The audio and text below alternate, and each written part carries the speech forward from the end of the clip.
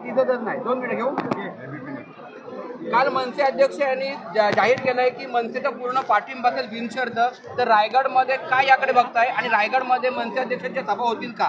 महाराष्ट्र प्रदेश राष्ट्रवादी काँग्रेस पक्षाचा अध्यक्ष म्हणून महाराष्ट्र नवनिर्माण सेनेचे अध्यक्ष राजसाहेब ठाकरे यांनी पंतप्रधान नरेंद्र मोदी यांच्या नेतृत्वावरती विश्वास ठेवत महायुतीला पाठिंबा देण्याचं जे काही धोरण त्यांनी जाहीर केलं त्याबद्दल मी त्यांचे मनापासून अभिनंदन करतो, आभारी मानतो.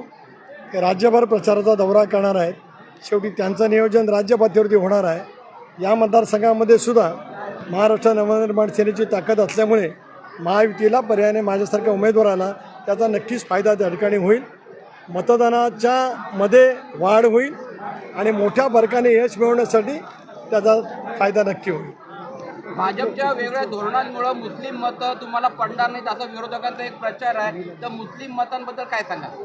एक असा की हा अपप्रचार जाणीवपूर्वक त्या ठिकाणी केला जातो. नरेंद्र मोदींच्या नेतृत्वाखाली देशाने नेतृत्वपूर्ण पद्धतीची प्रगती त्या ठिकाणी निश्चितपणाने केलेली आहे. अल्पसंख्याकाच्या हिताचं रक्षण करण्यासाठी सुद्धा काही नवीन योजना भारत सरकारने सुद्धा केल्या.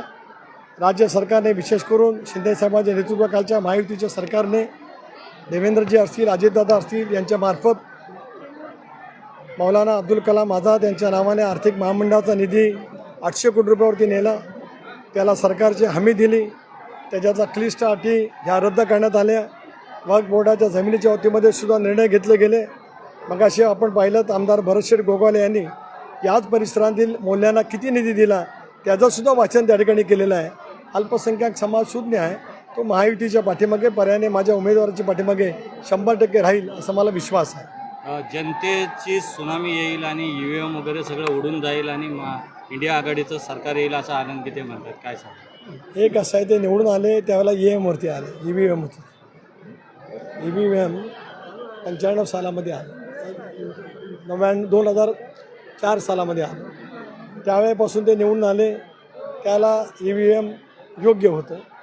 पराभूत झाले तर EVM योग्य नाही. ही जी काय प्रतारणा करण्याची भूमिका आहे, माणूस इतरांना फसवू शकतो, स्वतःच्या मनाला फसवू शकत नाही. पण शेवटी बोलायचंच असेल, विकासाचा कुठला मुद्दा राहिला नाही, वैचारिक मुद्दा कुठला राहिला नाही, अशा पैचा अपप्रचार करण्याच्या वरती आजभर इंडिया आघाडीच्या मार्फत देशभरात केला जातो आहे. त्यापेक्षा त्याला काय वेगळं महत्त्व देण्याची आवश्यकता नाही. भाजप प्रारंभी आधी ज्यांच्यावर घोटाळेबाज किंवा भ्रष्टाचारी म्हणून आरोप करतात, नंतर भाजपच्या संलग्न झाल्यानंतर ते आरोप कसे शिथिल होतात, ही काय भानगड नाही? हे असं आपल्याला वाटतं, असं काही नाही आहे. विनाकारण काहीतरी प्रश्न विचारून त्याच्यातनं योग्य ठरू शकत नाही.